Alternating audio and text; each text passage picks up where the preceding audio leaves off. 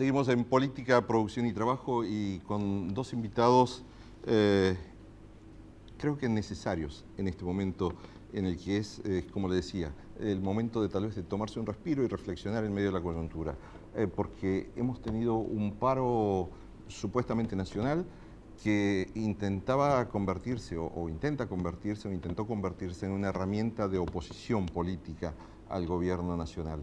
Y la verdad es que queremos saber qué pasó después de ese paro, si se justificó, además desde lo económico, desde lo salarial, desde lo laboral, la realización de este paro. Por esto es que hemos invitado a Ricardo Rubier, sociólogo, director de Ricardo Rubier y Asociados, un gran analista político, prestigioso, respetado en el medio. Gracias por estar aquí en Política, Producción y Trabajo, Ricardo. E invitamos también a Benjamín Navarro, un joven economista, 35 años. Piénselo de este modo, o sea, yo ya hacía periodismo cuando él nació, hace 35 años, y esto que no es un mérito en sí mismo, pero tiene que ver con cómo vamos a abordar el análisis de la economía, porque tenemos que recordar que hoy cuando se estudia, se discute el tema de la pelea de la Argentina frente a los fondos buitres. Mi pregunta, Ricardo Rubier, que tenés la visión histórica, ¿no estamos volviendo a la discusión sobre el monetarismo que se discutía en plena dictadura cuando teníamos a Martínez de Hoz, a Lorenzo Sigot como ministros de Economía? Sí, yo diría que, estamos retrocediendo. Con el permiso del economista, diría que la economía clásica, llamada así, la economía clásica no ha desaparecido del todo, sino que se mantiene y aparece y reaparece en los intersticios. No nos olvidemos, vos estabas hablando al principio del programa de los pueblos originarios, y en aquel momento de los pueblos originarios también ya existían las hegemonías. No nos olvidemos que en el mundo hay hegemonías.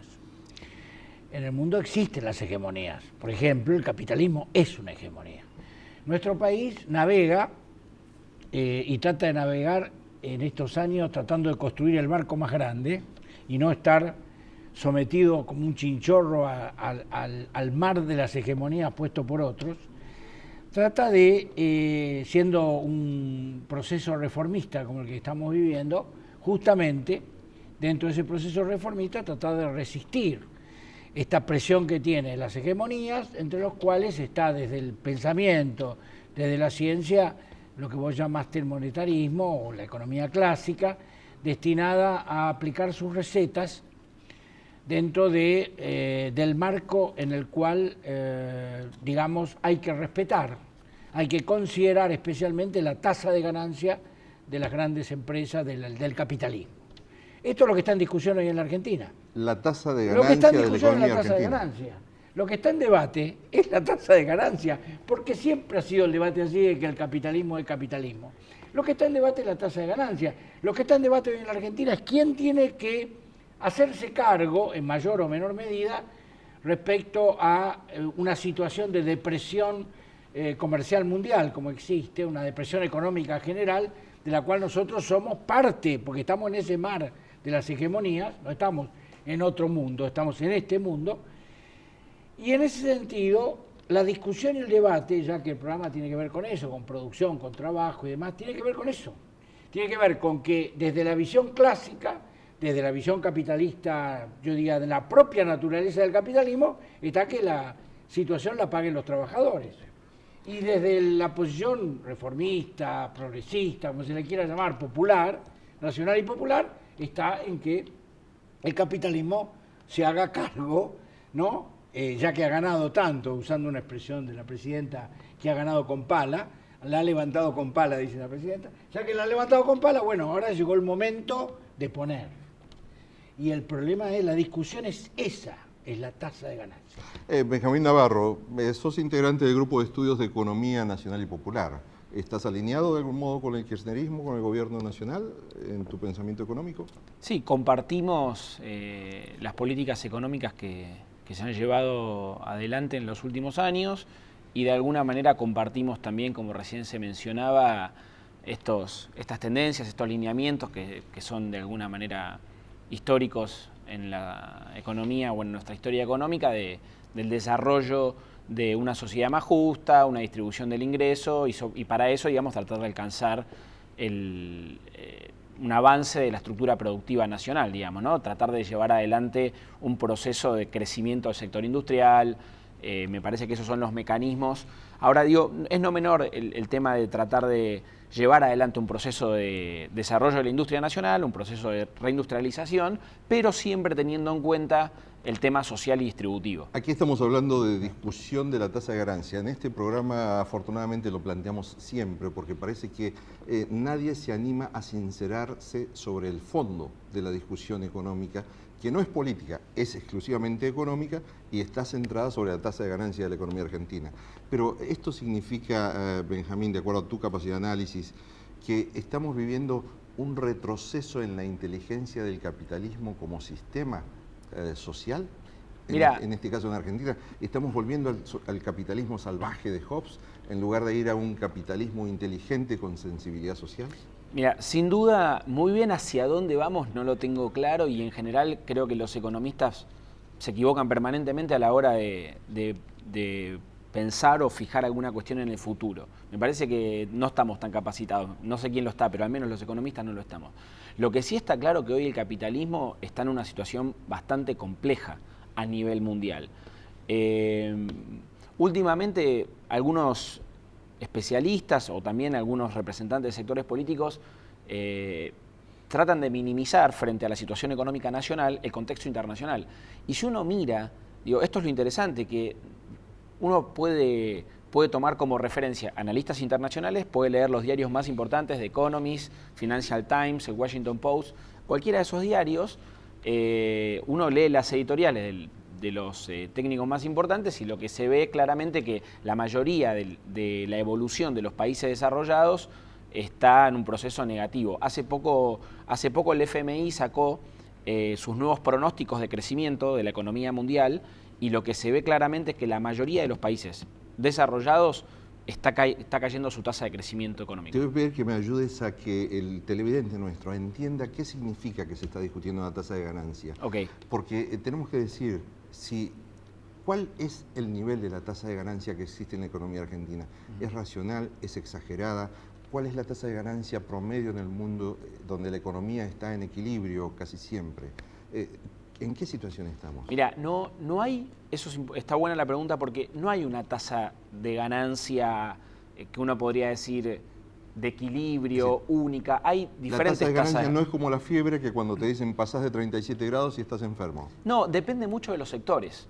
¿Y por qué es importante tener en cuenta esto? Porque justamente en el marco de las políticas que está llevando el gobierno en los últimos periodos, por ejemplo, en relación al tema de la administración de precios, lo que se discute justamente es también tratar de llegar a un acuerdo entre los que forman parte de una estructura, de un eslabonamiento productivo. Por ejemplo, la comercialización de alimentos. No puede ser que algún actor dentro de este sector se quede con una torta muchísimo más grande que el resto de los sectores. O sea, por ejemplo, no puede ser que una gran cadena de supermercados tenga una ganancia mucho mayor al productor de alimentos o al pequeño minorista que vende alimentos. Entonces, la tasa de ganancia no es homogénea. En los sectores fuertemente concentrados, la tasa de ganancia es mucho mayor a los sectores donde no está ese nivel de concentración. ¿Y estos sectores que tienen una tasa de ganancia mayor, los sectores concentrados, sí, son responsables de parte del proceso inflacionario que vive Argentina?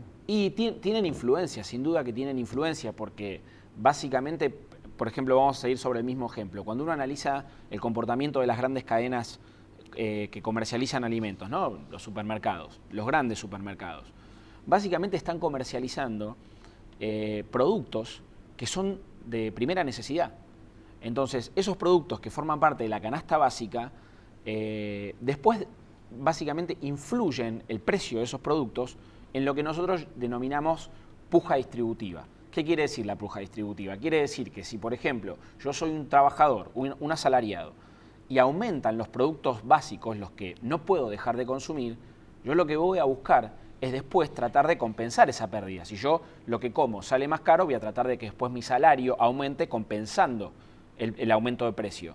Entonces, cuando hay sectores que llevan adelante porque tienen mucho margen de mercado, mucho poder de mercado, llevan al aumento de precios que no tienen sustento, eso después repercute en una puja distributiva y genera, digamos, esta cuestión inercial que llamamos. Te pido nosotros. brevemente que nos digas si esta pelea entre la Argentina y los fondos buitres nos pone como economía al borde del abismo, como se plantea desde la oposición o desde algunos medios. No, yo creo que no, para nada. Y no es una cuestión inclusive de mi opinión, me parece que los hechos lo demuestran. Previo al 31 de julio de este año, se decía que si la Argentina no llegaba a algún tipo de acuerdo con el juez o con los fondos buitres, se acababa el mundo. Esos pronósticos vienen desde hace prácticamente el comienzo del año. Pasó esa fecha, no hemos llegado a un acuerdo, porque me parece que no se puede alcanzar un acuerdo dadas las condiciones, y hoy la economía argentina sigue adelante. Digamos, básicamente una economía no viene con el impulso de los años anteriores, pero una economía que mantiene la estabilidad. Ricardo Rubier, la consulta es esta. ¿La pelea con los fondos buitres le da una mejor imagen al gobierno argentino ante la opinión pública o esa pelea no incide en la evaluación que hace el ciudadano común sobre la calidad de gobierno que tenemos? Para poder contestar eso tengo que situar lo que me parece a mí que es la cuestión de los fondos buitres. En los fondos buitres, volviendo a la cuestión anterior de las hegemonías, los fondos buitres establecen no solo en este caso un castigo, entre comillas, un castigo, ¿no? O le sacamos las comillas, a la Argentina, sino también establece una contradicción dentro del sistema. Esa contradicción dentro del sistema a nosotros nos conviene. Es decir, a todo país emergente, a todo país periférico, le conviene una contradicción dentro de lo que son los países centrales. Esto es una contradicción y la prueba de que es una contradicción son las declaraciones de Financial Times o de New York Times o de economistas muy renombrados, 100 economistas que firmaron una declaración, el camino internacional que está tomando la Argentina y que me parece que es un buen camino, ir a las Naciones Unidas. ¿Por qué? Porque acá se produjo una contradicción. Indudablemente, en mi opinión, el fundamentalismo, así le llamo, de Griesa, que es fundamentalismo de la propiedad privada, del bono privado, afecta a un conjunto colectivo y al sistema financiero internacional. Como afecta al sistema financiero internacional, que además de la propiedad privada es también una de las columnas de la hegemonía, indudablemente son ellos mismos los que han salido a quejarse. Eso nos viene bien, de algún modo, si bien obviamente nadie hubiera querido que llegara a esta situación, nadie lo hubiera querido llegar a esta situación, el gobierno argentino de algún modo y políticamente se ve de algún modo favorecido, por decir así, en términos de esta contradicción que se produce dentro del sistema, porque indudablemente la jurisprudencia que sienta Griesa indudablemente no es favorable a un ordenamiento del sistema financiero internacional. Por lo tanto, yo diría que en ese sentido me parece que lo que la Argentina está haciendo está muy bien lo que está haciendo y está camino a la denuncia internacional que es la que debe ocurrir. Vamos a una breve pausa y seguimos en Política, Producción y Trabajo.